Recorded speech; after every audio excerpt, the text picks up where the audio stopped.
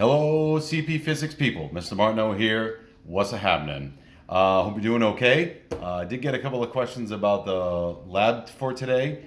We are on day 3 of the Law of Conservation of Energy. I figured this would be the most complicated one.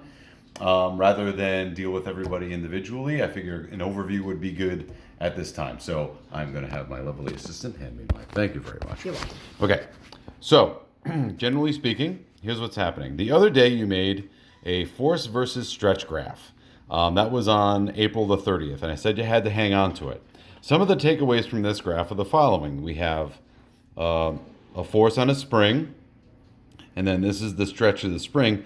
And in the data table, I specifically gave you the last data point is 0.318 meters. That wasn't random. I actually calculated that ahead of time. But this should have been your graph. Some of the takeaways here, this is the force that is being exerted on the spring. Okay, this is the spring constant K, and this is the amount of stretch, X. K is equal to F over X, which is newtons per meter, so K is going to be the spring constant. If you look at your graph, if you take the slope of the line that you have, you should have gotten around 19 newtons per meter, anywhere in that vicinity, 18.9, 20.1. It all depends on what sheets put as a trend line, but that should have been the value for K. This is a very important number. The other bit here, and the takeaway is if you look at this red area, the area of this graph, the shape is a triangle. The area of a triangle is 1/2 base times height. So we have this is 1/2. The base is X. The height is F. I mean, right here, that's an F because that's over on the F axis, right? So that's going to be F. So I have 1/2 X. Substituting in for F, F is equal to KX. And if I simplify, I get 1/2 KX squared, which is your spring potential energy formula. So you're going to need that one. The two big ideas that you need to take away from this activity was, excuse me, that the slope of a F versus X graph is the spring constant K, and the area of the F versus X graph is the energy stored in the spring. Now this could have been an easier area. It could have been a rectangle. That would have been a constant force this way. And the distance, that would have been a that's easy, right? This is a triangle. You know how to do that one. It gets complicated if this F were a curve. That would take calculus to do that, and we're not going to do that. So this is going to be the area. Again, the big takeaway. The slope is K. The area is the energy. And that I use this number very specifically. Now let's get on to what's going on here. So this is the conservation of energy. This is your diagram that I'd like you to do on docs. This is the ramp of height H. There's a spring connected to this block that is sliding down the frictionless ramp. X is the stretch in the spring, and V is the velocity of the block. In a frictionless system, this is the law of conservation of energy. So the change in energy, that's an E, equals 0. That means that EI minus EF is equal to 0, or EI equals EF. So this is the energy initial in the system. This is the energy final in the system. The initial energy of the system is all GPE. Okay, the block is sitting on top of the ramp up here, not doing anything, so it only has GPE. As the block slides down the ramp, it gains kinetic energy because it's moving, but it's also stretching the spring. So the spring is gaining spring potential energy while the block is gaining kinetic energy. Just before you ask me, and I think a couple of you might be thinking of it, for simplicity's sake, we're ignoring all of the heights above the ground. So technically speaking, when the block is right here, it is experiencing 3 forms of energy. 1 is the spring potential energy in the spring. 2 is the kinetic energy of its motion. And the third one is, it's still above the ground, a height H. I am ignoring that for simplicity's sake because my main concern here is looking at the kinetic energy and the spring potential. Let's come down here. As the block slides down the ramp, you have to picture it. Did I spell lose wrong? I did. Lose? I put lucis. I suck. Wow.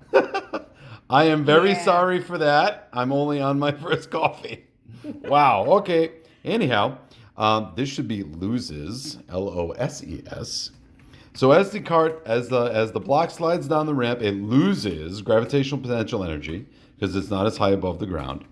It stretches the spring, so that's gaining SPE in the spring.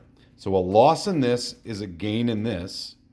And as it's moving, the block can either be gaining KE because it's accelerating down the ramp, or it might be at a point where the spring is starting to pull back on it, and it could be losing kinetic energy as it's at that point. So one of these two things can happen, which is what we're investigating in today's part of the lab. Let's come on to here. When the block stretches the spring, if the cart is momentarily motionless, so you can imagine this, I keep saying cart and block, but you know what I mean. If you have this block at the top of the ramp and it's sliding down the ramp, and you can imagine at one point the block is going to come to a stop, and then the spring is going to pull it back up the ramp. So there is a moment where the motion of this cart will be zero. At that moment, the GPE initial equals the spring potential energy final. If I do a substitution, mgh equals 1/2 kx squared. And this is your first table. So I don't know what that means. But at this point, this x is the stretch in the spring, and this h was the initial height, and that's the mass of the block, and that's the spring constant. Okay? When I set up this lab, your first data point for today, in today's data table, was that you had a cart at 0.20 meters, and it stretches down, and the spring stretches 0.318 meters. I did that on purpose. For that potential energy at 0.20 meters, if you take the GPE, this one, and you calculate the SPE, these two will be equal to each other. So when you subtract them, the kinetic energy will be zero, and it shows that at that point, the cart should be motionless. All the other data points, the cart will still have motion. So I've already gotten this a couple of times. In today's lab, when you look at the data table and it has a column that says SPE, you are going to use the same SPE for every trial. We are investigating the motion of the cart when the spring is stretched 0.318 meters. So that will be the same every time. The question becomes, is the cart going to be moving at that moment, and is it going to be moving down the ramp or up the ramp? So that's really what we're worried about. Okay, so if the block is still moving, the GPE is equal to the KE, because it still has motion, plus the SPE. The KE is going to be equal to the GPE minus the SPE, and as I just said, it's always the same for this lab. That's not a universal thing. All right, so, and the X is going to be the 0.318 meters. At that point, since KE is equal to 1/2 mv squared, the 1/2 mv squared is going to be equal to the number of the GPE minus the SPE. And then you'll solve that last column in the data table is V is equal to the square root of KE over M. So I hope that clears it up. What we're doing here is we are investigating the interplay between the energies. If the GPE increases, but the SPE is the same, the leftover energy has to be KE, and from that we should be able to calculate, predict what the velocity of the cart is. And if it's positive, that means it's going in one direction. If it's negative, it's going in the other direction. Can you undo that? Yeah. So that's me. I hope that helps out. I'm going to post this on YouTube and I'll put it on the stream. And if you have any other questions, let me know. Again, this is a very important lab. It's worth 3 lab grades at the end of it, which is like a test. So if and as every day that's gone by, I've given you feedback on each day's assignment, so that you should be taking that feedback, taking my suggestions, fixing every document until eventually you upload it as one document, and it should be a 100 if you take my suggestions.